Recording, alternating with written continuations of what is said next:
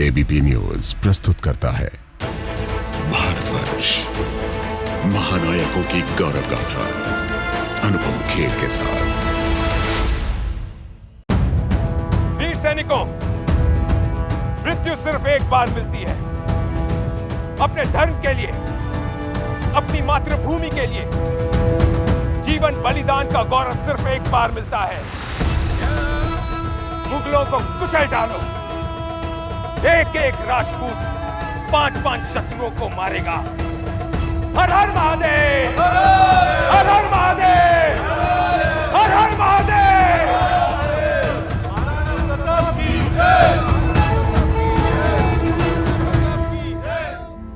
युद्ध की ये हुंकार उठी थी मेवाड़ की धरती से और चुनौती दी गई थी दिल्ली के तख्त पर बैठे मुगल बादशाह अकबर को। इतिहास में बहुत कम किरदार ऐसे मिलते हैं जिनका संघर्ष, जिनकी लड़ाई हार और जीत के पैमाने पर नहीं तोली जाती। उन किरदारों का संघर्ष, स्वाभिमान और लड़ाई आने वाली पीढ़ियों के लिए मिसाल बन जाती है। उनकी जिंदगी महागाथा बन जाती है, जिसे पढ़ना, सुनना और देखना जरूरी होता है। नमस्कार, मैं अनुपम खेर। भारतवर्ष में इस बार गौरव गाथा महाराणा प्रताप की, जिन्होंने अपने आन बान और स्वाभिमान की खातिर जान देने और लेने की ठानी थी। कहते हैं मेवाड़ के महाराणा प्रताप की वीरता ऐसी थी, जब उनकी मौत हुई थी तो उनके सबसे बड़े दुश्मन अकबर की आंखें नम हो गई थी। 1560 का भारत। दिल्ली के तख्त पर नौजवान मुगल बादशाह अकबर बैठा था। तभी दिल्ली से तकरीबन 600 मील दूर चित्तौड़गढ़ के जंगलों में उसका लगभग हम उम्र लड़का भाले और तलवार से खेल रहा था। वो नौजवान था मेवाड़ के राजा राणा उदय सिंह का बेटा कीका। यही कीका आगे चलकर अकबर का महान प्रतिद्वंदी बना। इन्हें ही आगे चलकर महाराणा प्रताप के नाम से जाना जाता है।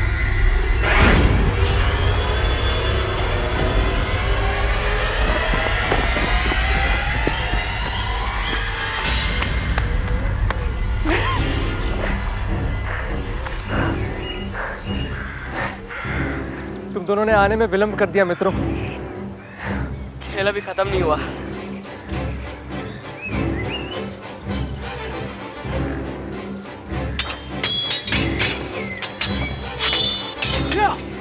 कीका, शाम हो गई है, मां बुला रही है। आ रहा हूं। कीका मेवाड़ के पहाड़ी इलाकों में रहने वाले भील समुदाय में लड़के को प्यार से कीका कहकर बुलाया जाता है। कई फारसी ग्रंथों में भी महाराणा प्रताप का नाम राणा कीका के नाम से लिखा गया है।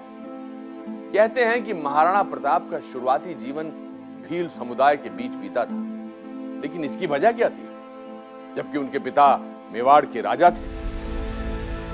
राजस्थान में आज जहां उदयपुर, भीलवाड़ा, राजसमंद और चित्तौड़गढ़ जिला है, वही मेवाड़ कहलाता था। गुजरात और मध्य प्रदेश की सीमा से लगे कुछ इलाके भी मेवाड़ का ही हिस्सा थे। मेवाड़ के बड़े हिस्से पर सिसोदिया वंश के राजपूतों का शासन था। बताया जाता है कि मेवाड़ की राजधानी पहले कुंभलगढ़ हुआ करती थी। उन्हीं दिनों 9 मई 1540 को कुंभलगढ़ के किले में महाराणा प्रताप का जन्म हुआ। उनके पिता राजा राणा उदय सिंह थे और मां रानी जयवंताबाई थी। महाराणा प्रताप अपने भाइयों में सबसे सक्षम माने जाते थे, लेकिन पिता उदय सिंह की राय कुछ और थी। दरअसल उदय सिंह ने कई शादियां की थी, लेकिन उनका लगाव सबसे ज्यादा अपनी छोटी रानी से था। महाराज, कैसी हैं आप? जी ठीक हूँ।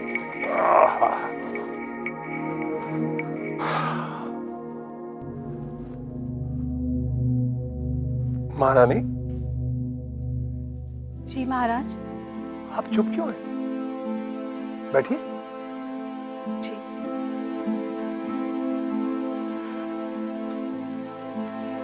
आपके चेहरे पर चिंता की लकीरें क्यों हैं? नहीं महाराज, ऐसी कोई बात नहीं है।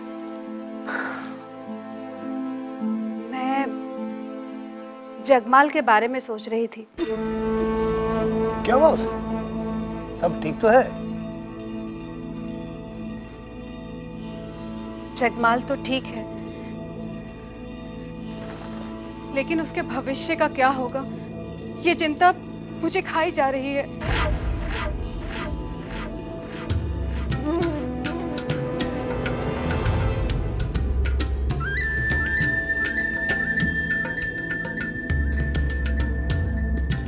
महारानी,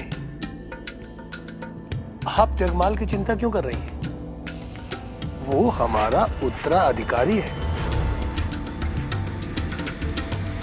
और फिर हमारे बाद सब कुछ उसे ही तो संभालना है। छोटी रानी के प्रेम में राणा उदय सिंह ने पुत्र जगमाल को ही अपना उत्तराधिकारी बनाने का मन बना लिया था। वो छोटी रानी की बातों में आ गए थे। दूसरी तरफ राजा उदय सिंह ने राणा प्रताप के रहने की व्यवस्था चित्तौड़गढ़ से बाहर दूर एक गांव में कर दी थी। भटियाणी महारानी थी जिसका लड़का जगमाल था, तो कि उससे ज़्यादा स्नेह वगैरह हो गया, तो एक प्रताप डिसकार्डेड के ढंग से कि प्रताप को राजमहलों में नहीं रखा, तलेटी में उनको माता और पुत्र को रखा। परंतु जहाँ तक अर्ली पीरियड का ट्रेनिंग है, जेमल और दूसरे व्यक्तियों के नाम आते हैं कि जिन्होंने उसको शस्त्र विद्या, शास्त्र विद्या का ज्ञान कराया था। चित्तौड़ में सिंहासन के उत्तराधिकार को लेकर सुगबुगाहट शुरू हो गई थी। इससे पहले कि राजा उदय सिंह इस बारे में कोई घोषणा करते, मेवाड़ पर एक बड़ा संकट मंडराने लगा। ये संकट अकबर की अगुवाई में मुगलों के आक्रमण का था। मुगल बादशाह अकबर की नजर उत्तर और पश्चिम भारत के उन राज्यों पर थी जिन पर राजपूत राजाओं का शासन था। उन राज्यों के अधिकार के लिए अकबर ने सहयोग और मैत्री की नीति अपनाई। इस कोशिश में अकबर ने आमेर के राजा बहारमल की बेटी से विवाह किया था। मेवाड़ का सिसोदिया वंश मुगलों से ऐसे संबंध और समझौते के खिलाफ खड़ा था। वहीं मेवाड़ और उसकी राजधानी चित्तौड़ की भौगोलिक स्थिति ऐसी थी कि अकबर उसे हर हाल में मुगल सल्तनत का हिस्सा बनाना चाहता था। इसकी व्यापारिक महत्ता भी है इस क्षेत्र की। सारे गुजरने जितने भी कारवांस हैं वो वहाँ से गुजर रहे हैं, व्यापार के भी। अगर उसे दक्षिण जीतना है और स्थायित्व रखना है, जीतना अलग बात है, दक्षिण को जीतकर वहाँ पे अपना स्थायी शासन जमाना है, तो उसे बीच के जो रास्ते हैं उनको अपनाना बहुत ज़रूरी है। उस दृष्टि से वो मेवाड़ भी लेना चाहता था। अकबर की अगुवाई में मुगल की एक बड़ी फौज मेवाड़ की तरफ बढ़ी। रणनीति के मुताबिक वो सबसे पहले चित्तौड़ पर धावा बोलने वाले थे। इस आक्रमण की खबर जब तक राणा उदय सिंह को मिलती, तब तक देर हो चुकी थी। महाराज, हमें सूचना मिली है कि मुगलों की फौज ने कई गांव वालों को बाहर करवा दिया है, कई जगह आग लगवा दी है और कुछ बस्तियां उजाड़ दी है। महाराज की जय हो। महाराज, मुगलों की फौज चित्तौड़गढ़ किले की ओर बढ़ती आ रही है। महाराज, इससे पहले मुगलों की सेना चित्तौड़गढ़ किले को घेर ले, हमें कुछ करना होगा। सिसोदिया वंश के शासकों ने आज तक मुगलों के सामने ना तो घुटने टेके हैं, ना घुटने टेकेंगे। हम वो नहीं जिन्होंने मुगलों से रिश्ता जोड़कर राजपूतों के स्वाभिमान को कलंकित किया है। हम अकबर को उसके मंसूबों में कामयाब नहीं होने देंगे। हम अरावली की घाटी में छुपकर उस पर हमला करेंगे। तुम जाओ, राजमहल के लोगों को उदयपुर ले जाने की तैयारी करो। जी महाराज। जाओ। राणा उदय सिंह चित्तौड़ को छोड़कर उदयपुर जाने का फैसला कर चुके थे। इससे पहले कि मुगलों की सेना चित्तौड़गढ़ के किले में घुसती, राणा उदय सिंह परिवार समेत वहां से उदयपुर चले गए। कहते हैं कि प्रताप ने इसका विरोध किया कि महाराणा चले जाएं, मैं खुद यहाँ रहूँगा। परंतु सारी जो वार काउंसिल थी, युद्ध परिषद थी, युद्ध परिषद ने एक मत से निर्णय लिया था कि सहपरिवार यहाँ जाना आवश्यक है, क्योंकि संघर्ष चलाई रखना है और संघर्ष चलाई रखने के लिए महाराणा और उसके परिवार को जीवित रखना ज़्यादा जरूरी है।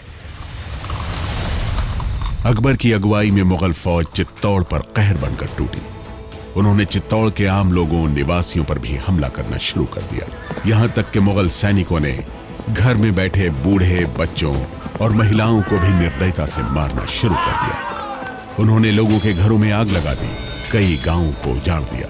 ऐसा अनुमान लगाया जाता है कि चित्तौड़ में अकबर के सैनिकों ने करीब 30,000 लोगों को मौत के घाट उतार दिया। चित्तौड़ की भीषण तबाही और बादशाह अकबर की बेरहमी ने राजस्थान के राजपूत राजाओं को हिलाकर रख दिया था।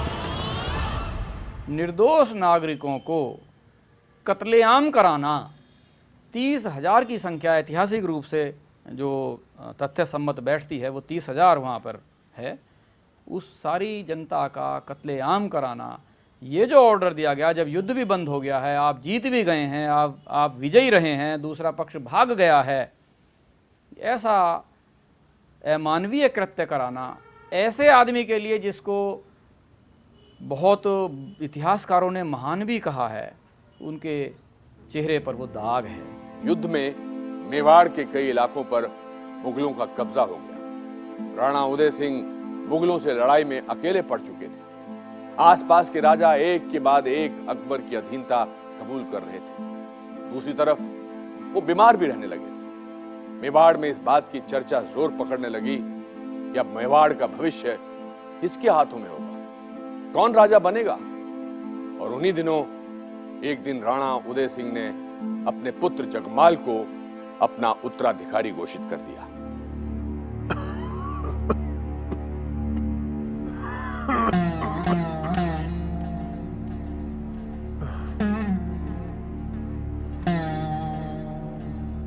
महारानी, जगमाल कहाँ है? जगमाल?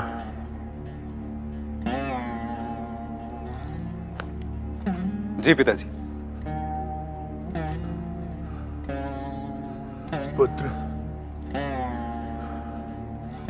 हमारे जाने के बाद पूरे राज्य की जिम्मेदारी तुम्हें संभालनी है। जी पिताजी।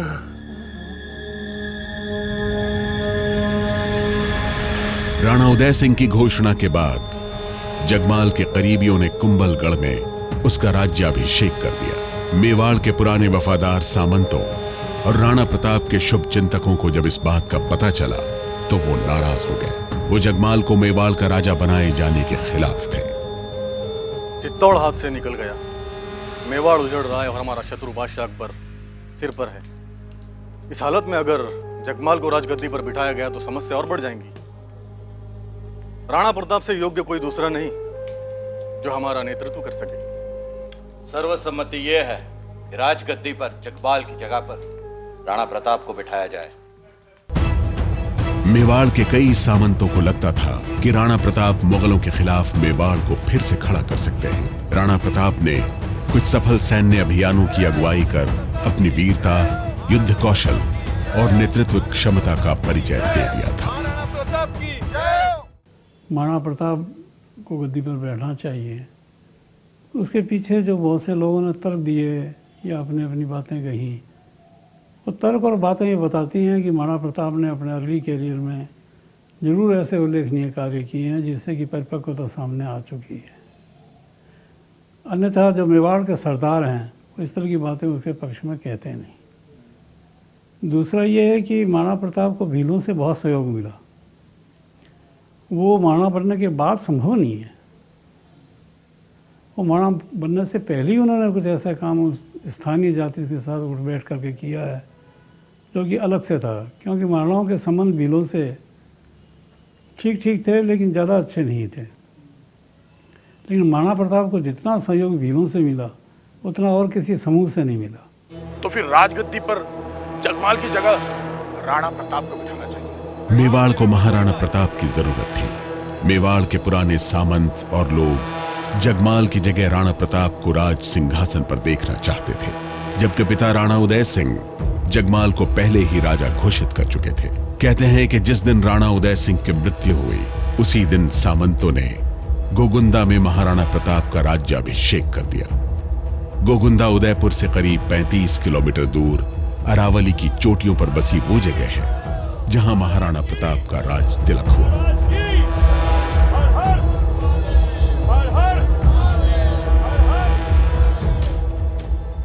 ये मेवाड़ के लिए और हमारे लिए बहुत कठिन वक्त है। मेवाड़ के उत्तर, पूर्व, पश्चिम दिशा में मुगलों ने अपना साम्राज्य बना लिया है, लेकिन सिर्फ दक्षिण की दिशा है जहां पर वो अब तक कब्जा नहीं कर पाए।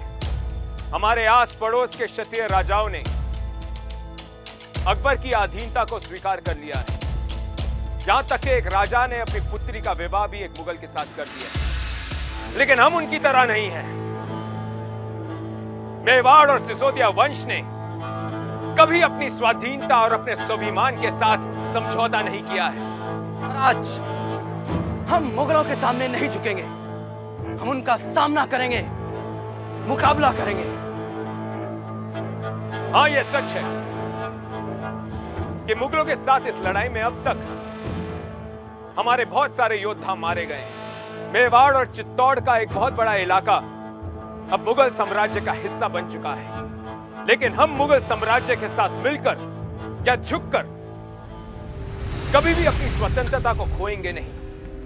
हम स्वाधीन थे, स्वाधीन हैं और हमेशा स्वाधीन रहेंगे। प्रताप की, महाराणा प्रताप की। कोई व्यक्ति अपनी वैयक्तिक और अपने क्षेत्र की स्वतंत्रता के लिए अपना सर्वस्व समर्पण करने को प्रस्तुत है, सन्नद्ध है, संकल्पबद्ध है, कर रहा है, क्रियाशील है और उसने वो कार्यान्वित भी किया है, अपने आप को बर्बाद और मिटा करके किया है। महाराणा प्रताप चाहते तो कितने ही पूरे राजस्थान क्या कितने प्रांतों के वो सूबेदार और क्या क्या नहीं बन सकते थे, लेकिन उन्होंने लड़ना बेहतर समझा। महाराणा प्रताप की हुंकार ने मेवाड़ के सामंतों और सैनिकों में नया जोश भर दिया।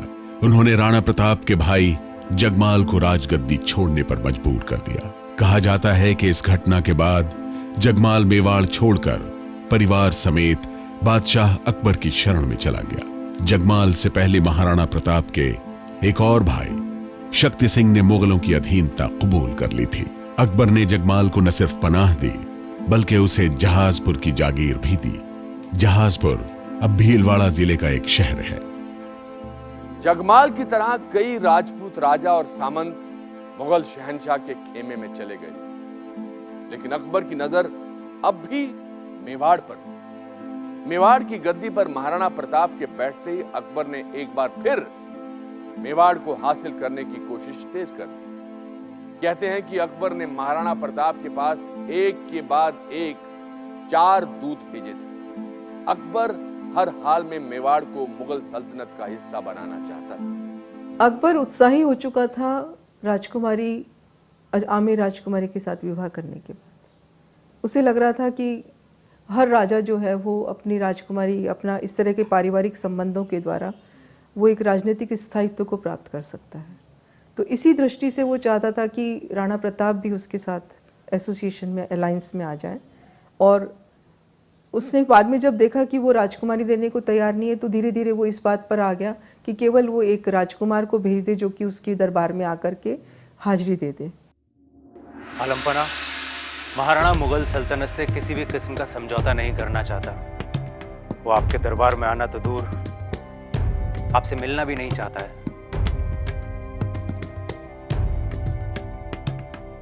जलाल खान,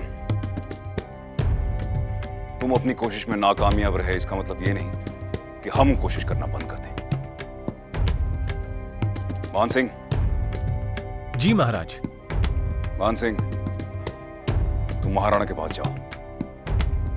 हमें पूरा यकीन है कि तुम खुशी की खबर लेके आओगे। जी महाराज। आमेर के कुंवर मान सिंह की उम्र सिर्फ 21-22 साल की थी।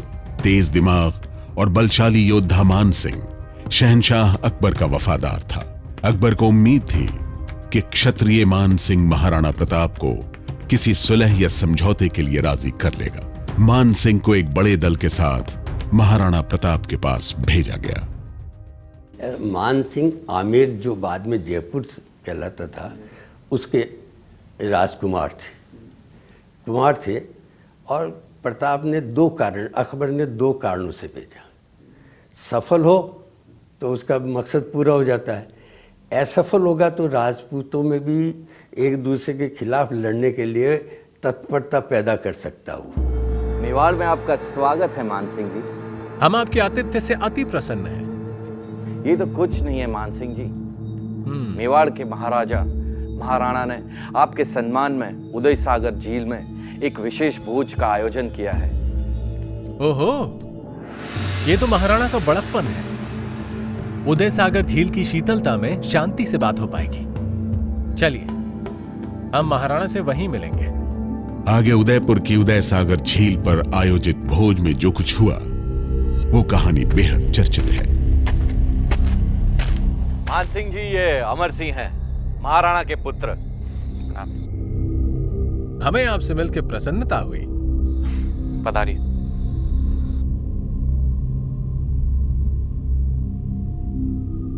महाराणा स्वयं नहीं आए?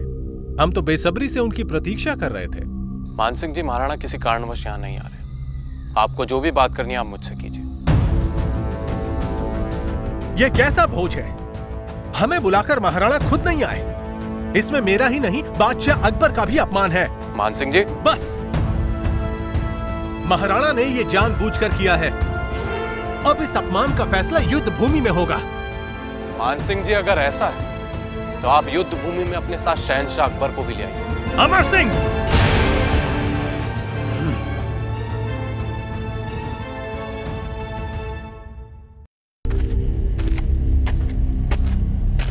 मान सिंह जी, ये अमर सिंह हैं, महाराणा के पुत्र। हमें आपसे मिलकर प्रसन्नता हुई। पधारिए।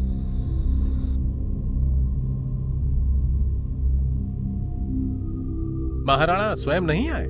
हम तो बेसब्री से उनकी प्रतीक्षा कर रहे थे। मान सिंह जी, महाराणा किसी कारणवश यहाँ नहीं आ रहे। आपको जो भी बात करनी है आप मुझसे कीजिए। यह कैसा भोज है?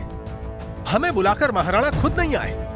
इसमें मेरा ही नहीं, बादशाह अकबर का भी अपमान है। मान सिंह जी, बस। महाराणा ने यह जानबूझकर किया है। अब इस अपमान का फैसला युद्ध भूमि में होगा। मान सिंह जी, अगर ऐसा है तो आप युद्ध भूमि में अपने साथ शहंशाह अकबर को भी ले आइए। अमर सिंह! गुस्से से बौखलाए मान सिंह को मेवाड़ से लौटना पड़ा। मान सिंह से मिले बिना ही महाराणा प्रताप ने अपना रुख साफ कर दिया था।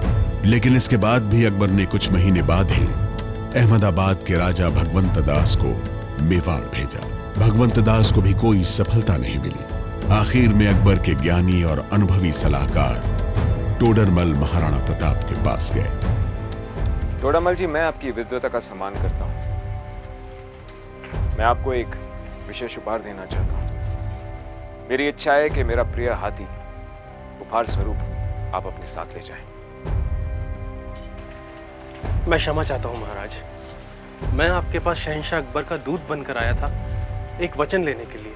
अब आपसे कोई उपहार स्वीकारना मेरे लिए उचित नहीं होगा महाराज। मुझे क्षमा कीजिए। टोडरमल इस इरादे से आए थे कि महाराणा बिना किसी युद्ध के शहंशाह अकबर की अधीनता को स्वीकार कर लें, मेवाड़ को मुगल सल्तनत का हिस्सा मान लें।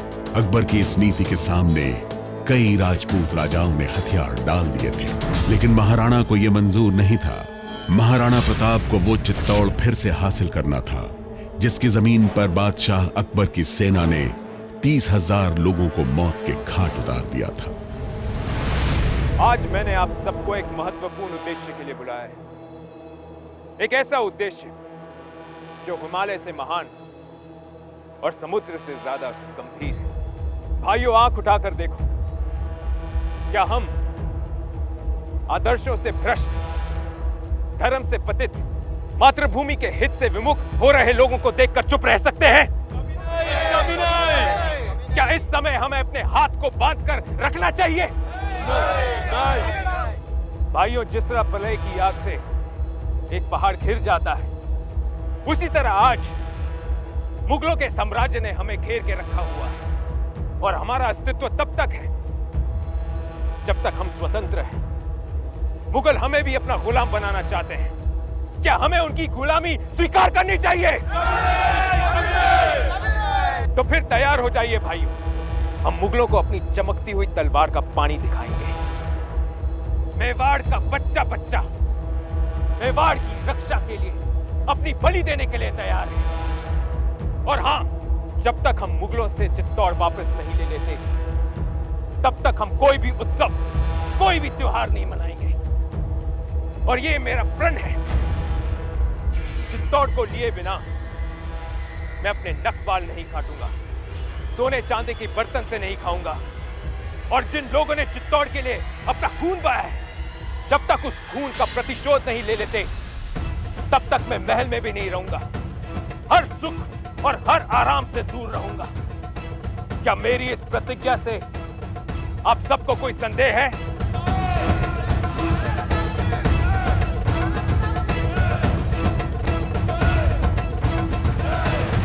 प्रताप एक ढंग से कह सकते हैं कि अपनी मेवाड़ की स्वतंत्रता के लिए संघर्ष कर रहा था, परंतु उसकी स्वतंत्रता का आधार ज़्यादा व्यापक था। वो केवल अपने राज्य के लिए, अपने राजवंश के लिए या खुद के लिए नहीं लड़ रहा था।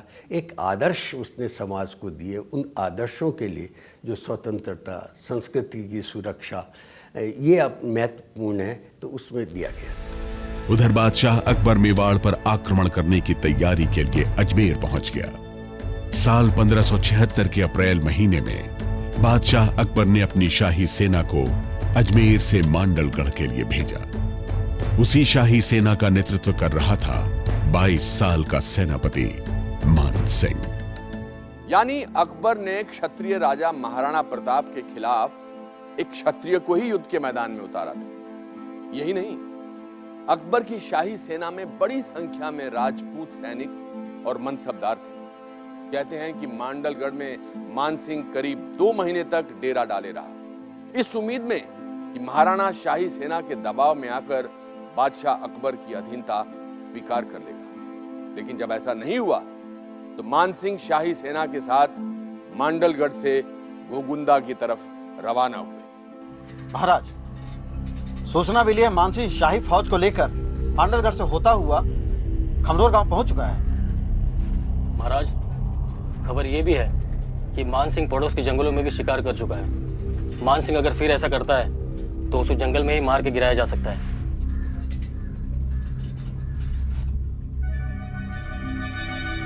धोखे से शत्रु पर वार करना ये हमारी परंपरा नहीं है। हम मुगलों का सामना करेंगे। हम अपने योद्धाओं के साथ कुंभलगढ़ की पहाड़ी से उतरकर लोहसिंह गांव में डेरा डालेंगे। महाराज, ये जगह तो हल्दी घाटी के पास है, सिर्फ 7-8 मील दूर। यहाँ तो पहाड़ी सिकुड़ कर जाती है और आने जाने के लिए सिर्फ एक संकरा सा दर्रा है। यहाँ से सिर्फ 10-12 मीलों की दूरी पर तो मुगल सेना खड़ी है। हाँ, हल्दी घाटी। हमारी सेना सबसे पहले घाटी के दर्रे के पास पहुंचेगी। उसके बाद हमारी सेना 4 हिस्सों में बंट जाएगी और घाटी के हर दिशा से हमारी सेना आगे बढ़ेगी। हमारा आक्रमण तीर, कमान और तलवार के साथ तो होगा ही, लेकिन उसके साथ साथ हमारी सेना आसपास के पहाड़ों से दुश्मन पर पत्थर भी बरसाएगी। महाराणा की रणनीति मुगल सेना को हल्दी घाटी के संकरे दर्रे में घेर कर उन पर आक्रमण करने की थी। इस समय मुगल और मेवाड़ सेना की क्षमता क्या थी, इस बारे में इतिहासकारों की अलग अलग राय है। मुगल कालीन इतिहासकार अब्दुल कादिर बदायूनी ने दोनों तरफ की सेना का पूरा ब्यौरा दिया है। बदायूनी खुद वहां मुगलों की तरफ से युद्ध के लिए आया था। साहित्य में 80,000 भी मिल जाएगी या अलग अलग मिल जाएगी, पर रफ एस्टिमेट और बदायूनी जो वहाँ पर मौजूद है उसको असेस करने के ये लगते हैं कि 5,000 और 3,000 का रेशियो या 8,000 5,000 के रेशियो से 8,000 से मुगल सेनाएं ज़्यादा नहीं थी और 5,000 से ज़्यादा अकबर की प्रताप की सेनाएं नहीं थी। 18 जून 1576 की सुबह मेवाड़ की सेना का एक हाथी मेवाड़ के झंडे के साथ अचानक हल्दी घाटी के उत्तरी पूर्वी मुहाने से बाहर निकला। दूसरी ओर सेना के एक बड़े हिस्से का नेतृत्व स्वयं महाराणा प्रताप कर रहे थे। महाराणा अपने प्रिय घोड़े चेतक पर सवार थे। इससे पहले कि मुगल सेना आक्रमण के लिए मोर्चा संभालती, महाराणा प्रताप के योद्धा उन पर टूट पड़े। हल्दी घाटी के संकरे दर्रे में किया गया ये आक्रमण इतना भयानक था कि मुगलों की सेना में हड़कंप मच गया।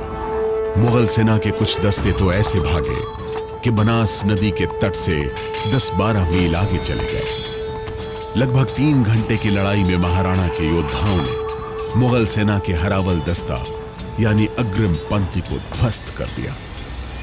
अगर वापस बदायूंनी को जिक्र करूं तो युद्ध का पहला आक्रमण इतना तेजी से हुआ कि खुद वो मुस्लिम इतिहासकार कहता है कि सेनाएं, मुगल सेनाएं छिन्न भिन्न हो गई और बनास नदी के दूर जाकर के मतलब 10 से 15 किलोमीटर दूर तक भाग गई।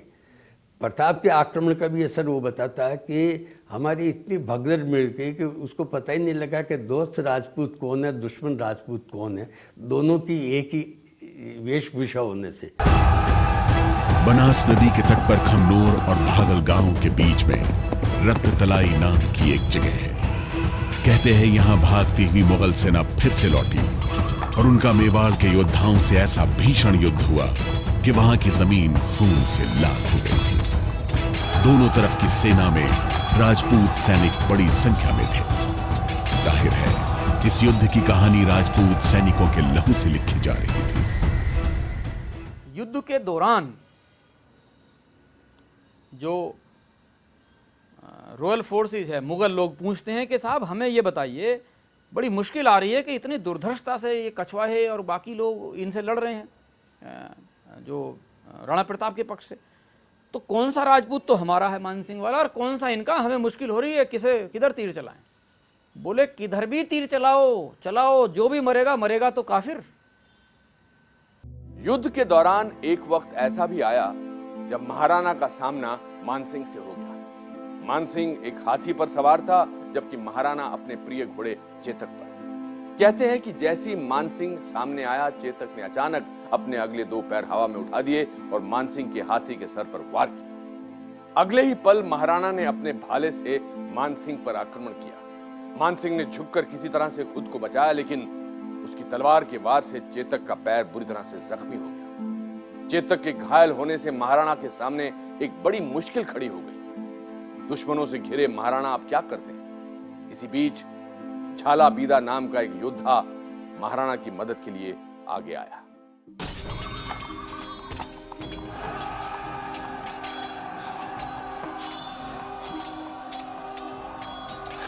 महाराज, आपका घोड़ा चेतक बुरी तरह से घायल हो चुका है। महाराज, आप चेतक को लेकर जाइए। महाराज, हम आखिरी सांस तक लोहा लेते रहेंगे। महाराज, हम जाइए। महाराज।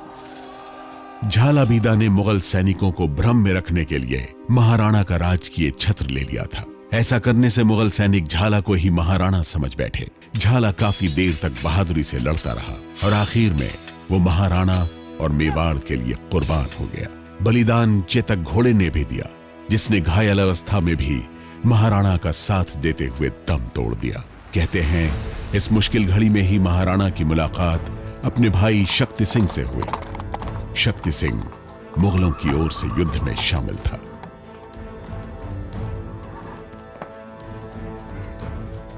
शक्ति सिंह, तुम यहां? राणा,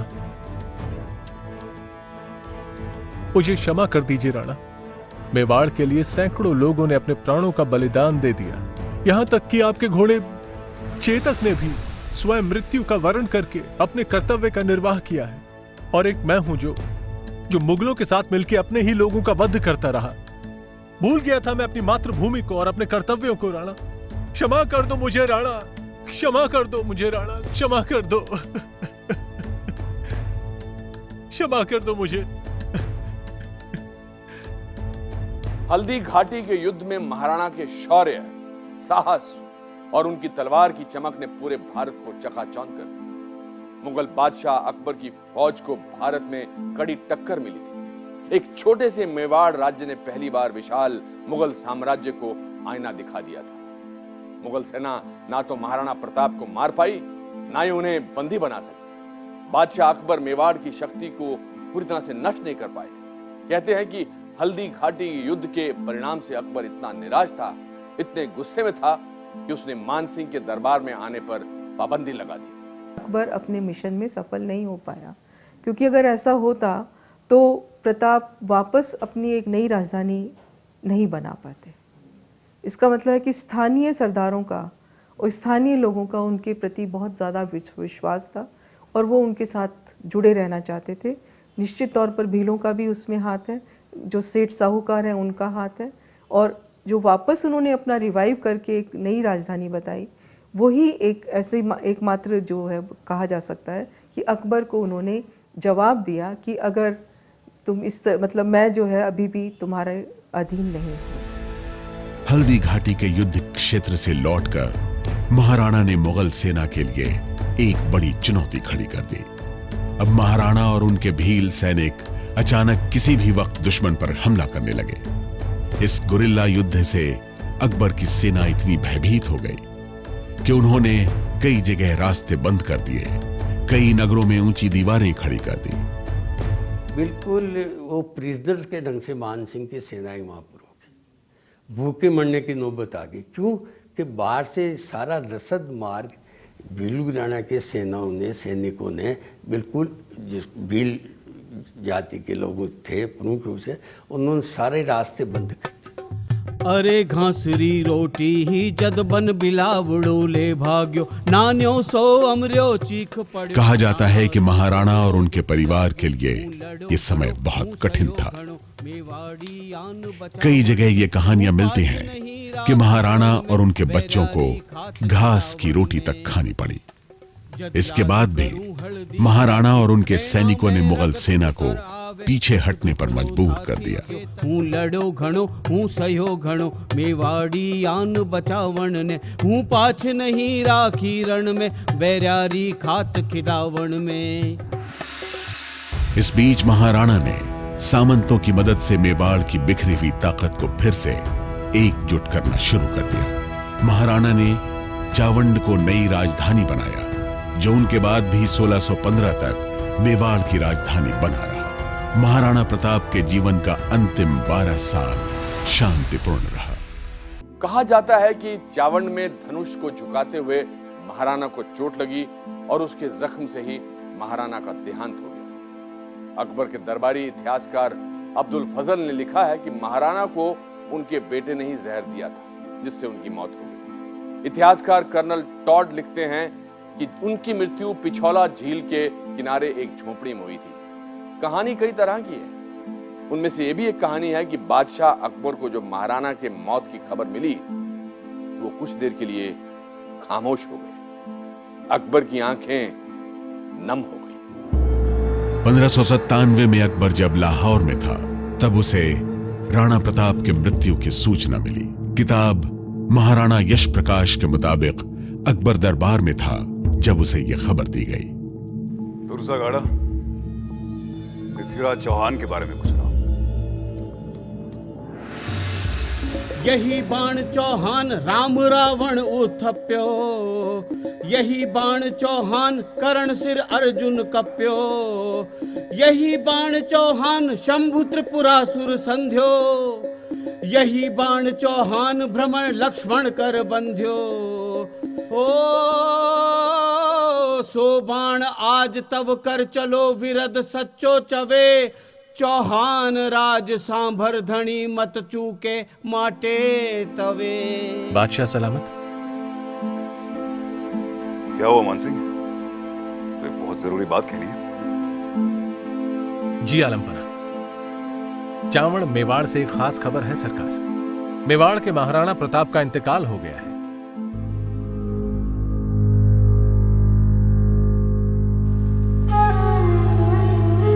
एक और छंद गावन की मंजूरी मिले सरकार।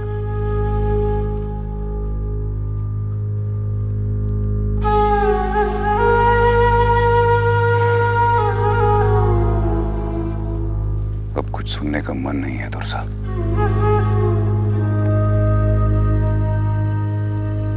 पर फिर भी जो सुनाना चाहते हो सुनाओ। अस लेंगो अणदाग पाग लेंगो अणनामी, गोआड़ा गवड़ाय जी को बहतो धुर कामी। नवरोजे नह गयो नगो आसंता नवल्ली नगो झरोखा हेठ, जेठ दुनियाण दहली गहलोत राण जीति गयो। दसण मूंद रसना डसी निसास मूक भरिया, नयन तोम्रत साह प्रताप सी। इसका मतलब क्या दुर्सा?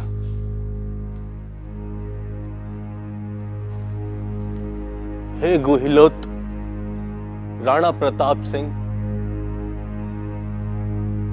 तेरी मृत्यु पर शाह यानी सम्राट ने अपने दांतों के बीच जीभ दबाई और सांस छोड़कर आंसू टपकाए, क्योंकि तूने कभी भी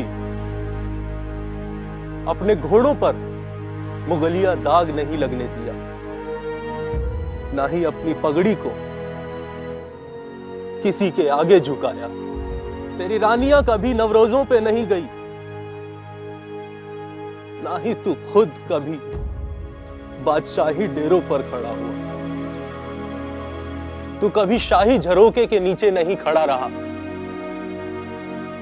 और तेरा रौब दुनिया पर गालिब रहा। मैं यही कहता हूं, तू सब तरह से जीत गया और बादशाह हार गया। बादशाह हार गया। इस कहानी के मुताबिक महाराणा प्रताप के यशगान को सुनकर, उनकी प्रशंसा को सुनकर अकबर क्रोधित नहीं हुआ, उल्टे उसे इनाम दिया। महाराणा प्रताप की मृत्यु पर अकबर की आंखें नम हुई हों या ना हुई हों, इतना तो तय है कि अकबर को चुनौती देने वालों में महाराणा प्रताप अव्वल थे। और यही वजह है कि आज हम उन्हें याद करते हैं, उनके बारे में बच्चों को बताते हैं, पढ़ाते हैं। महाराणा की जिंदगी हमें सीख देती है कि स्वाभिमान से भरी हुई छोटी जिंदगी कायरता से गुजारी हुई लंबी जिंदगी से कहीं बेहतर है। भारतवर्ष के इस एपिसोड में इतना ही। अगले एपिसोड में एक ऐसे व्यक्ति की गाथा जिसके बादशाह ना बनने की कहानी को भारत का दुर्भाग्य माना जाता है। अगले एपिसोड में दारा शिकोह। नमस्कार। भारतवर्ष, महानायकों की गौरव गाथा अनुपम खेर के साथ